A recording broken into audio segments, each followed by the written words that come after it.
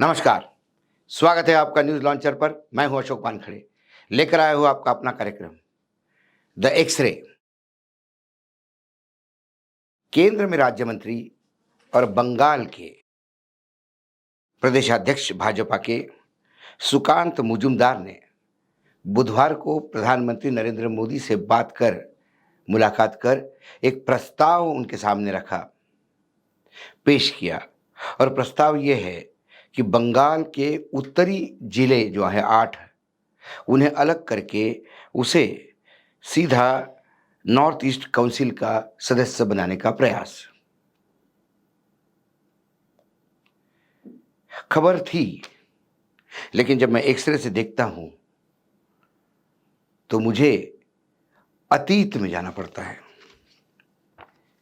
16 अक्टूबर 1905 अंग्रेजों का राज्य था। गवर्नर जनरल लॉर्ड कर्जन थे। लॉर्ड कर्जन ने 16 अक्टूबर 1905 को बंगाल का डिवीजन किया, बंगाल का बंटवारा किया। बंगाल प्रोविंस बहुत बड़ी थी। वर्तमान में बांग्लादेश, पश्चिम बंगाल अभी का, उड़ीसा और बिहार भी इसी बंगाल प्रोविंस का हिस्सा थे। तो लॉर्ड कर्जन ने तो बड़े आराम से बोल दिया कि इतनी बड़ी प्रोविंस है, इसका प्रशासन ठीक से चला नहीं पाते, इसीलिए इसको तोड़ना जरूरी है। 20 जुलाई 1905 को ही उन्होंने इसकी घोषणा कर दी थी। फिर जब इसका डिवीजन हुआ तो कुछ क्षेत्र आसाम में जोड़ा गया, कुछ क्षेत्र पश्चिम बंगाल, वर्तमान जो पश्चिम बंगाल है, उड़ीसा और बिहार मिलके पश्चिम बंगाल बनाया गया और मुस्लिम क्षेत्र को अलग रखा गया। लॉर्ड कर्जन ने जो कारण दिया था, क्या वो कारण वही था? नहीं, मेरी मशीन कुछ और बताती है।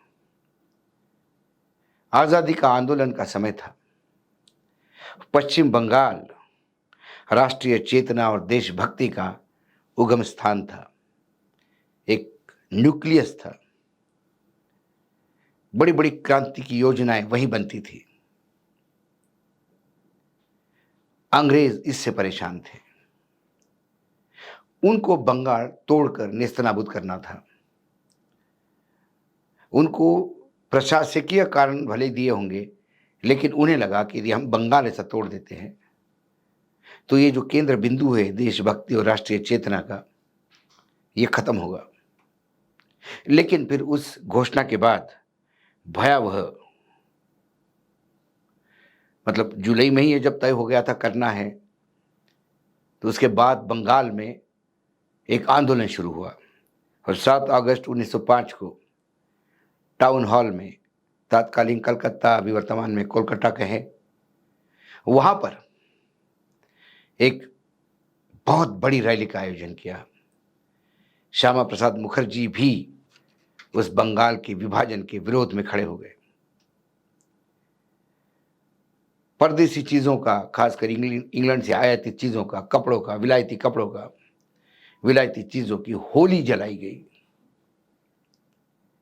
सही मायने में 7 अगस्त 1905 को उस रैली से स्वदेशी आंदोलन की नींव डली और उस दिन से स्वदेशी आंदोलन ने आग पकड़ी।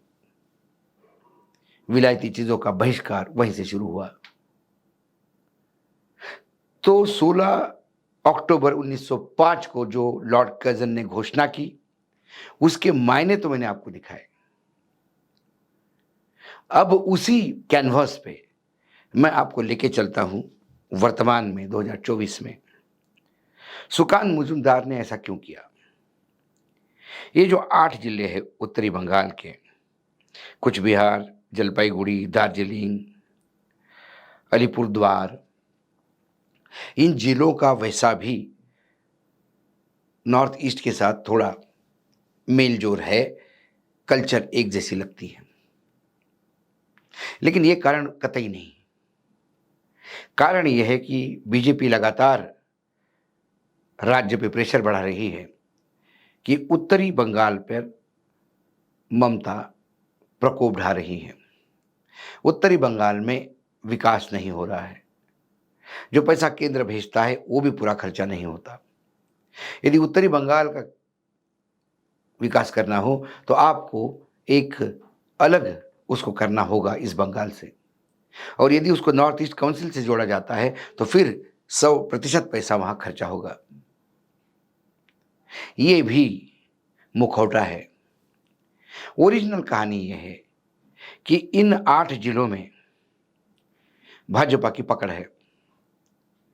इन 8 सीटों में से 2019 में 7 सीटें बीजेपी के पास थी।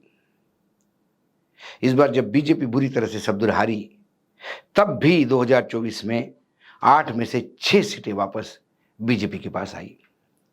खासकर वहां शेड्यूल ट्राइब जो वोट बैंक है और मतुआ समाज, क्योंकि मतुआ समाज का कार्ड बहुत पहले से बीजेपी खेलते आ रही है कि सीएए लागू होने के बाद मतुआओं को भारतीय नागरिकता दी जाएगी। उनको लगता है कि उन 8 जिलों के साथ यदि एक अलग राज्य बनता है तो फिर वहां भाजपा की अपनी सरकार होगी। तो पूरे बंगाल में नहीं सही, कुछ तो जगह अपना एक सरकार होगा और फिर ममता भी कमजोर होती जाएगी। 8 सीटें जाएगी तो और कमजोर हो जाएगी। जितना बंगाल को छोटा करोगे उतना ममता कमजोर होगी।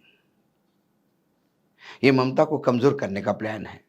वैसे बंगाल में तो राजवंशी समुदाय के नेता आते हैं, अनंत महाराज, वो बहुत पहले से कुछ बिहार राज्य की मांग कर रहे हैं। दार्जिलिंग से गोरखालैंड की मांग सालों से उठी और पूरा देश इसको गवाह है। फिर उत्तर बंगाल में एक कामतापुरी राज्य की भी मांग आए बाय उठती रहती है। कुल मिलाकर ये मामला ममता को कमजोर करने का है। लेकिन जिस बंगाल की विभाजन पे डॉक्टर श्यामा प्रसाद मुखर्जी अंग्रेजों के खिलाफ डट के विरोध करते हुए खड़े हो गए थे, आज भाजपा के कई विधायक ही नहीं, भाजपा की राज्य की बाकी जो इकाई है वो भी सुकांत मुजुमदार के इस प्रस्ताव के खिलाफ खड़े हो गए। वो भी किसी हालत में नहीं चाहते कि बंगाल का विभाजन हो। काशियांग के विधायक है विष्णु प्रसाद शर्मा, उन्होंने तो पब्लिकली स्टेटमेंट देके, भाजपा के है, कहा कि हम इसका विरोध करेंगे। बंगाल और बाकी राज्यों में लगता है कम से कम अस्मिता, बंगाली अस्मिता के लिए और अपने राज्य को बचाने के लिए इन 2 गुजरातियों के सामने खड़े होने की कोई हिम्मत करता। सुकांत मुजुमदार का ये प्रस्ताव यकीनन सुकांत मुजुमदार का नहीं होगा। ये उन्हें बोला गया होगा कि ये प्रस्ताव आप लाइए, इस पे हम काम करेंगे। आने वाले समय में यदि महाराष्ट्र कब्जे में नहीं आया तो महाराष्ट्र के भी टुकड़े होंगे। उत्तर प्रदेश 3 भागों में डिवाइड करने का तो मायावती जी ने ही प्रस्ताव पारित किया था। उसको लोकसभा में और राज्यसभा में पारित करने का प्रयास करेंगे क्या? क्योंकि यदि योगी जी कब्जे में नहीं आए तो फिर प्रदेश को तोड़ दो, ममता कब्जे में नहीं आई तो प्रदेश को तोड़ दो। उत्तर प्रदेश में तो बड़ी अजीब स्थिति है। योगी इनके खुद के ही है, लेकिन जैसे मोदी जी आंखें दिखा रहे हैं संघ को, वैसे योगी जी आगे दिखा रहे हैं दिल्ली को। सब एक दूसरे का अनुकरण कर रहे हैं, फ्री फॉर ऑल चल रहा है। लेकिन सत्ता के लालच में क्या कोई राजनीतिक दल इस हद तक उतर सकता है? एक उत्तरी पूर्व का राज्य मणिपुर, इतने 1 साल से ज्यादा का समय हो गया, अभी भी जल रहा है। यह सरकार वो आग बुझा नहीं पा रही है। क्या बंगाल को फिर आग में झोंकने की तैयारी है? क्या अंग्रेजों ने जैसा बंगाल बांटा था अपने निजी स्वार्थ के लिए और अंग्रेजी हुकूमत के खिलाफ उठने वाली आवाज का दमन करने के लिए, तो क्या बंगाल का एक विभाजन फिर होने जा रहा है सिर्फ इसलिए कि एक बुलंद आवाज कलकत्ता से खड़ी उठती है और उस शेरनी दहाड़ती है तो गुजराती हिल जाते हैं? क्या ममता का आवाज या ममता का गला घोटने के लिए यह प्रस्ताव लाया गया? मैं जब एक्सरे से देखता हूं तो मुझे इसमें से बहुत सारी चीजें दिखती है जो मैं आपके सामने लाया हूं। आज इतना ही, कल फिर आता हूं किसी विषय के साथ। तब तक के लिए नमस्कार। देखते रहिएगा न्यूज लॉन्चर।